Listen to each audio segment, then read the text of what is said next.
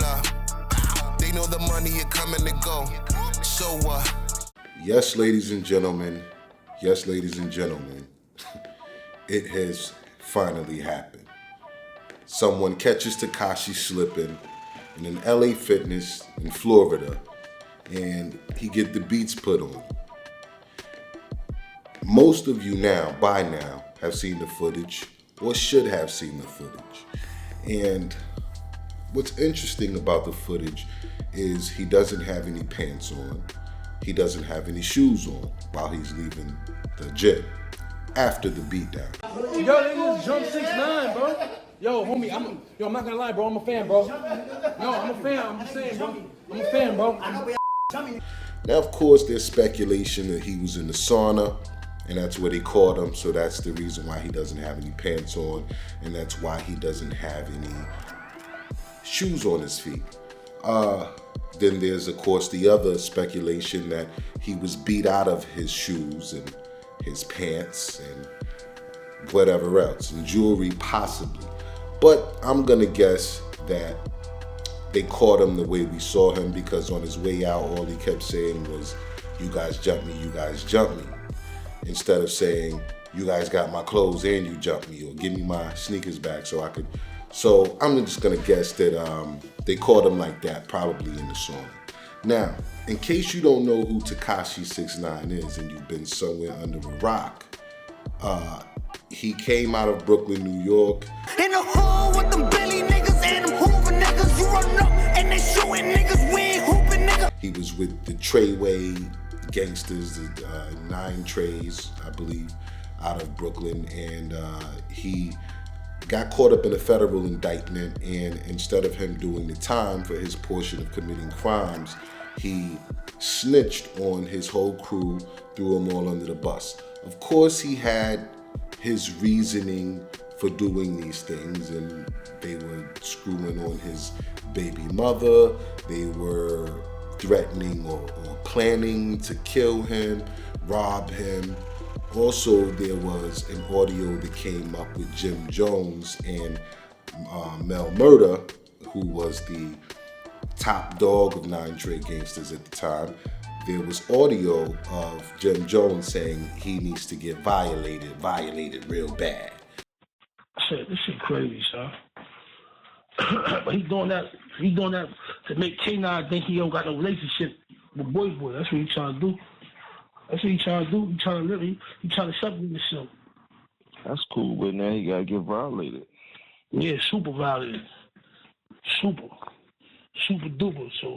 So 6ix9ine ended up snitching on his whole crew, bringing them down. They all got football numbers. Kuda B actually just got out last week or this week sometime, and that's who he is.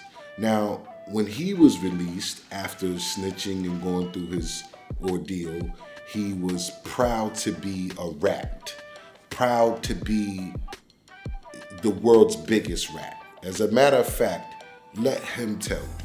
I hope I don't upset you, Tekashi, but what does it feel to be the richest rat in the world? I mean, it feels pretty good. I mean, I put a lot of bad people away. I saved the world. I mean, you know what I'm saying? I saved, I'm like Batman at this point, you know what I'm trying to say? As you see, out of his mouth, not mine, proud to be the biggest rat. He was proud to take down his friends, and then he went on a straight disrespect campaign against tons of dead rappers. King Von, rest in peace to King Von, which was one of my favorite young boys when he was rapping and alive. Talk about bodies, I got a few, 4 + 3, 3 + 2. I'm King Von, nigga. We gon' buy them all when they free. Tekashi had a reputation of saying very disrespectful things, shot at Dirk about King Von. You know, things like rest in piss. And, you know, it was wild disrespectful, to be honest with you. Things I just wouldn't want to repeat saying myself. But he actually took it there, okay? And everyone assumed that Dirk was gonna get to him, or the gangsters, or Chicago was gonna get to him. I mean, this guy even went to Chicago, and just did some more wild shit in the backyard, like he was dropping flowers for Newski, which is Little Durk's cousin who got killed in Chicago. He was saying, I'm gonna leave some flowers for my condolences, and pouring liquor on the ground. But it was all just,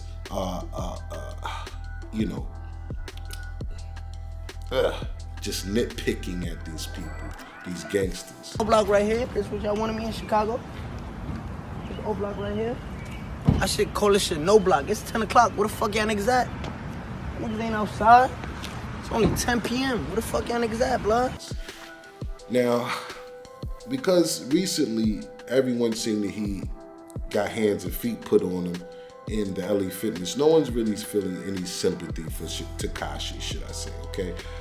I think he's put the word out, and this is allegedly that he's now gonna file a lawsuit against LA Fitness, which he probably would win. Who knows? Who cares? But no one feels sympathy for Tekashi in regards to him getting hands and feet put on him, because to be honest with you, this is the bare minimum of what should have happened to him. So he should feel blessed that, out of all of this disrespecting the dead, nitpicking at killers, and trying to set people up and getting niggas locked up for life, the worst you got was beat up in a bathroom with your underwear on, walking out in church socks. That's the worst that happened to you. That's actually a good thing, brother. Because where I come from, and where a lot of black people are located, you usually would either lose your life or end up in a wheelchair when you're disrespecting people that the hood loves, people that put in work, something you did not do, people who have provided for the community at one time or another, people that are just loved by tons of people. Usually when you disrespect these people in their death, people make you go open the door for them in heaven, okay? But fortunately for Tekashi, the guy, he didn't even lose any teeth, okay? He didn't even lose any teeth. He didn't have a big gash, blood running out of his head or anything. This was just like a friendly beatdown.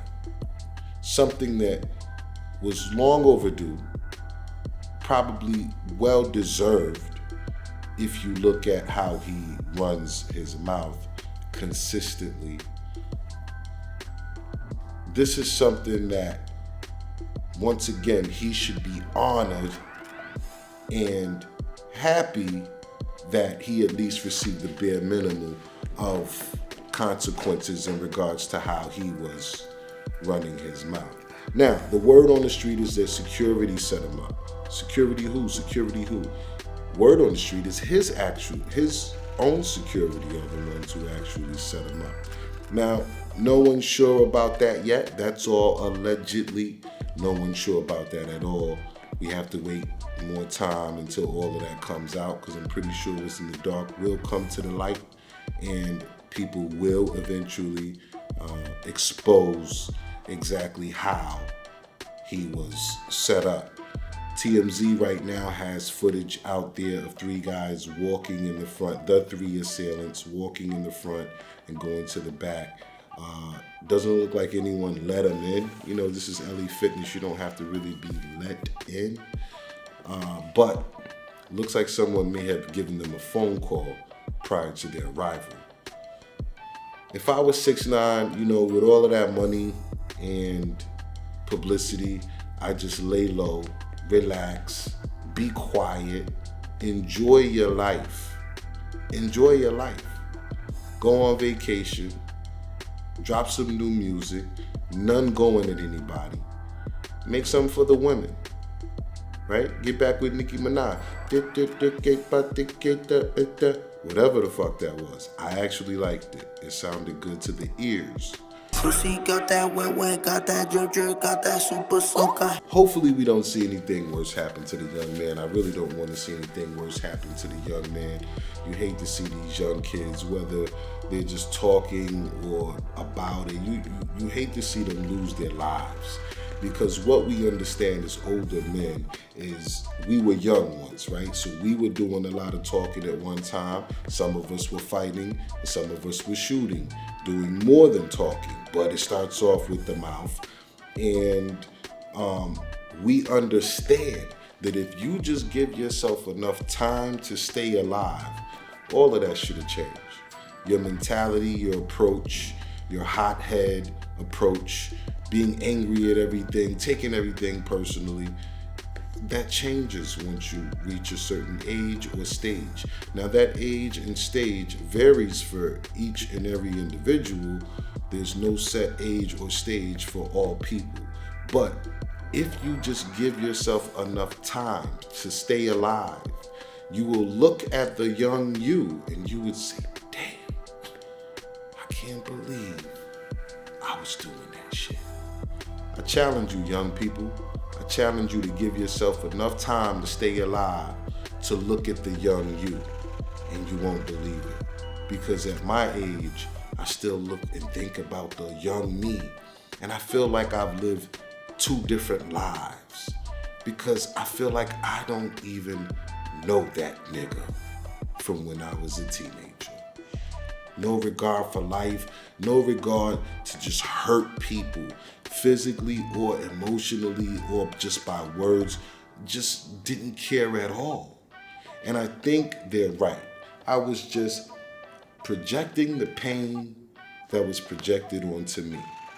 But once again, as you get older and you learn to push that off or work that off, you learn to see things from a mature stance. So once again, I challenge you young people, give yourself time to grow and you'll let it go. This has been your boy Tony. We out. Stand on top like I'm King Kong. Paddle niggas like a ping pong. Run my block like I'm King Von.